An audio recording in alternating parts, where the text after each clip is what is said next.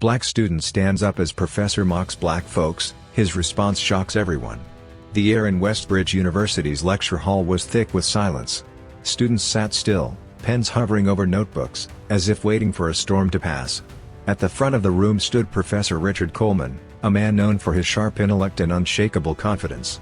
He had the kind of presence that made people listen, even when they didn't want to. Today, however, his words landed differently. "This," he said, tapping his marker against the whiteboard, "is a clear example of how some cultures have failed to contribute meaningfully to civilization." At the back of the class, Jordan Carter, a 21-year-old black student, clenched his jaw. His fingers curled into fists under his desk. He had heard comments like this before, not always this direct, but always present. A professor dressing racism up as academic discussion, believing no one would challenge him.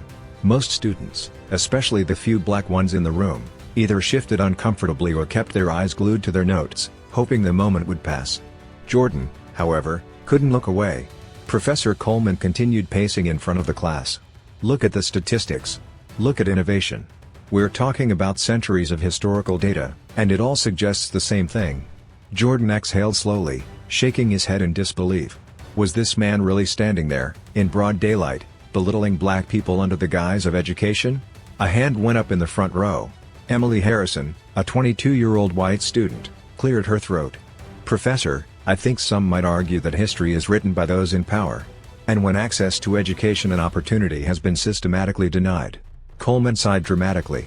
"Ah, the oppression argument," he said, waving a dismissive hand. "Convenient but outdated. We live in a meritocracy now. If someone works hard enough, they succeed. That's the American dream, isn't it?" Jordan felt something burn in his chest.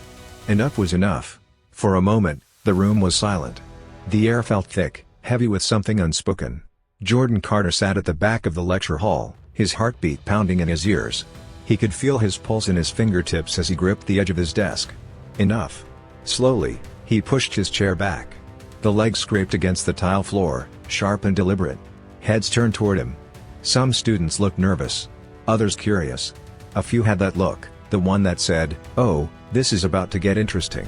Jordan adjusted his sweatshirt, exhaling slowly.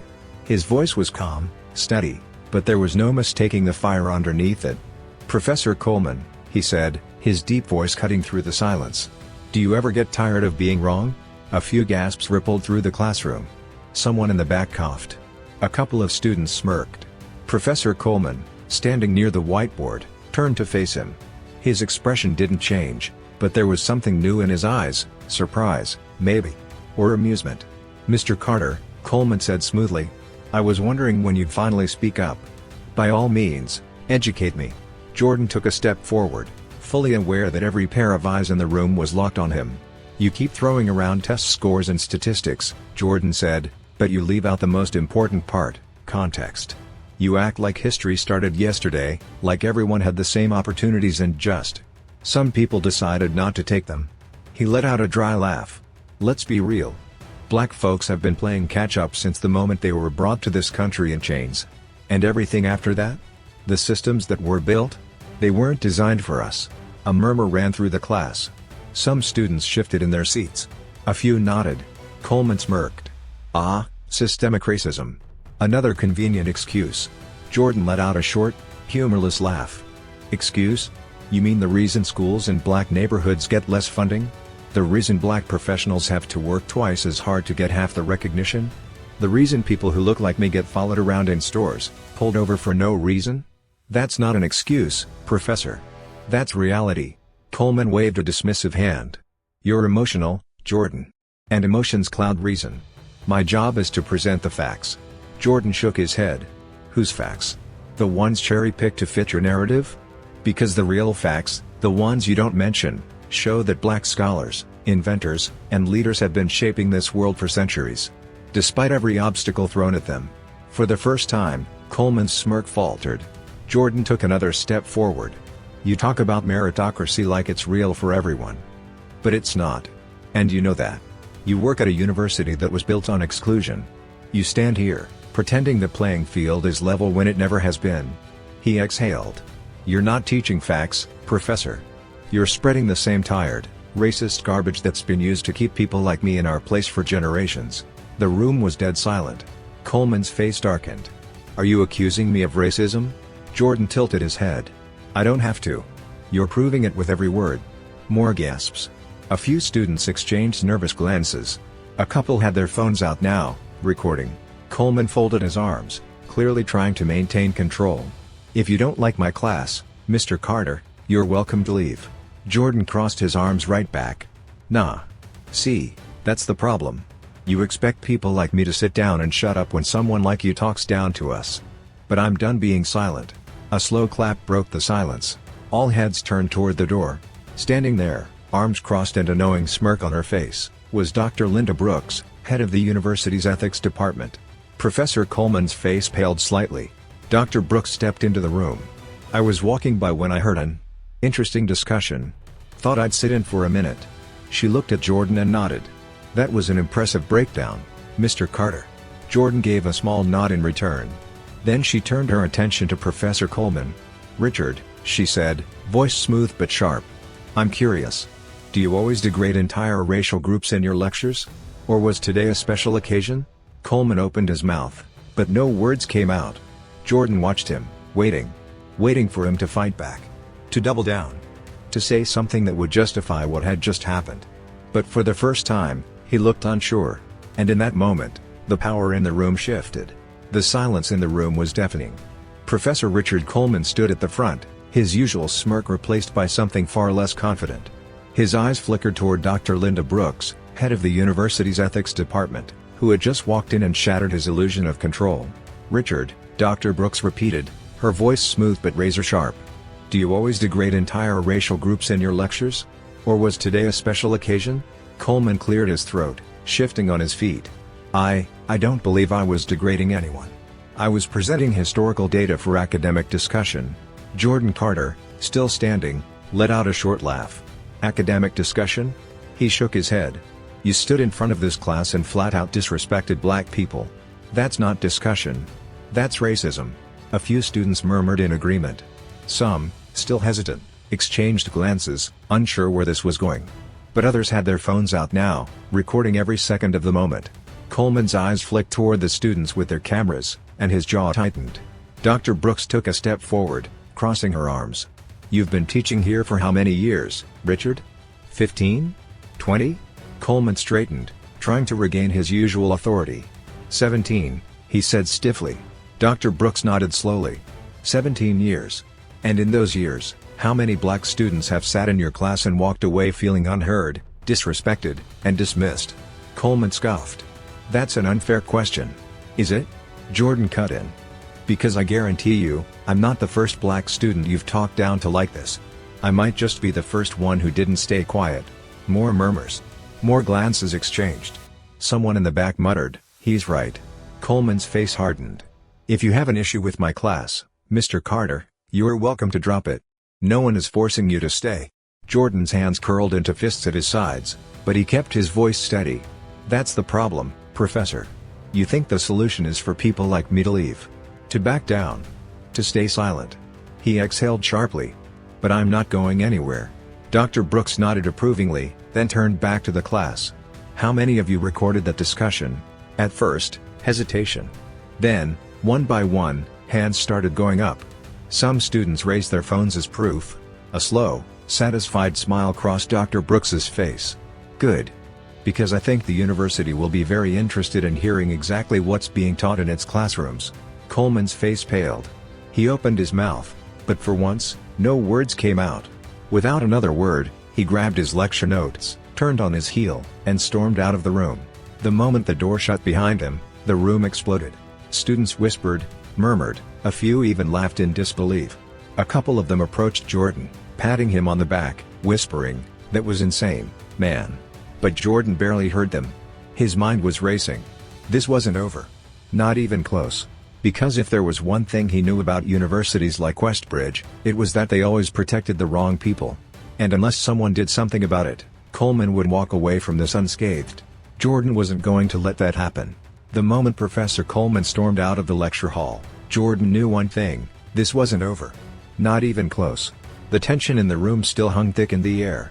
Students murmured, exchanged glances, and some packed their bags as if trying to process what had just happened. But Jordan wasn't thinking about the classroom anymore. His mind was already on the next step. He barely made it down the hallway before Emily Harrison caught up to him, breathless. "That was insane," she said, shifting the books in her arms. "You really went for it." Jordan let out a dry laugh. "You sound surprised." "I'm not," she admitted, lowering her voice. You know how this school is. I wouldn't be shocked if they tried to flip this on you." Jordan exhaled sharply. She wasn't wrong. Schools like Westbridge had a way of protecting their own, sweeping problems under the rug, making sure people like Coleman could continue teaching as if nothing had happened. "I'm not letting that happen," he said firmly. Before Emily could respond, a voice cut through the hallway. "Mr. Carter." Jordan turned to see Dr. Brooks, standing near the faculty offices, arms crossed. She gestured for him to follow. "Here we go." Emily gave him a thumbs up before heading in the opposite direction. Jordan followed Dr. Brooks into her office, a small but neatly arranged space filled with books on philosophy and ethics. She closed the door behind them and leaned against her desk. "You stirred up quite the situation today," she said. Jordan crossed his arms. "I didn't stir anything. I just called it what it was." A small smirk played at the corner of her lips. "Fair enough."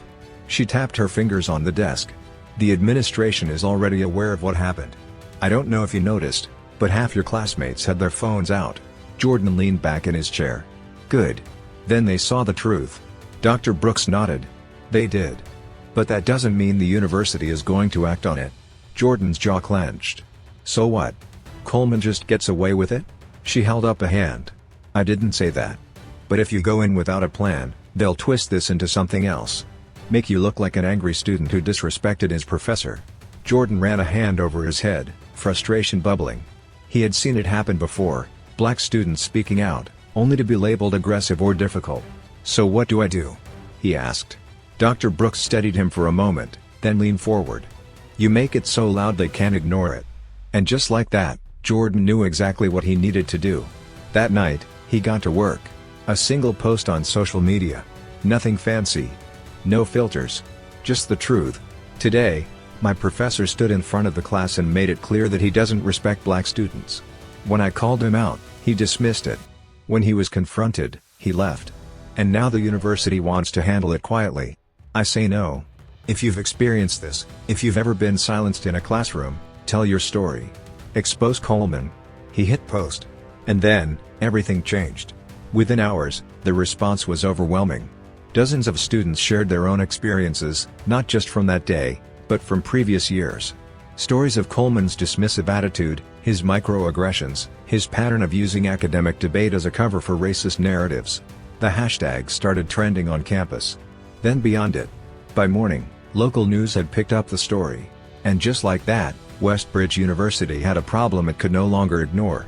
By the next morning, Westbridge University was in full damage control mode. Jordan woke up to his phone buzzing non-stop. Hundreds of messages. Retweets. Comments. News outlets reaching out. The post had exploded overnight, and the hashtag expose Coleman was everywhere. Students from other classes, even from other universities, were sharing their own experiences with racist professors, with being silenced, with being dismissed. This was bigger than just him now. Jordan sat on the edge of his bed, scrolling through the flood of responses. And then, right there, in his inbox, an email from the university administration. "We take all student concerns seriously and are reviewing the situation internally. We encourage a respectful dialogue as we work toward a resolution." Jordan let out a dry laugh. A resolution. Not an apology. Not accountability. Just a carefully worded statement designed to quiet things down.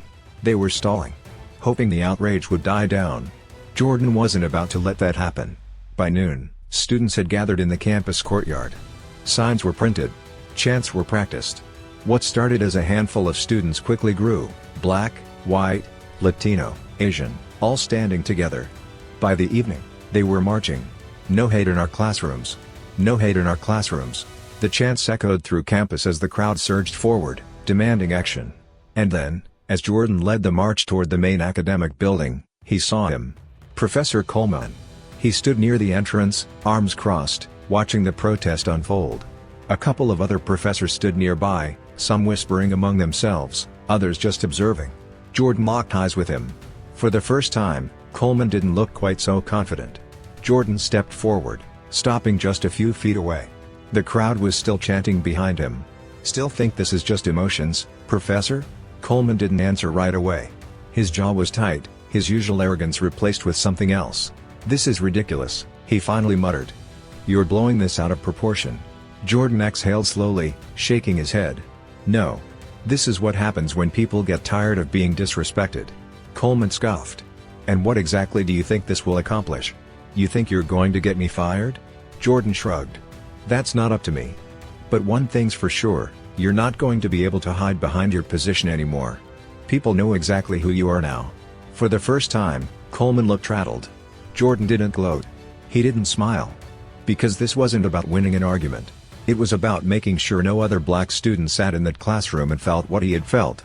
And from the way the crowd kept growing, this wasn't over yet. The university had no choice but to respond.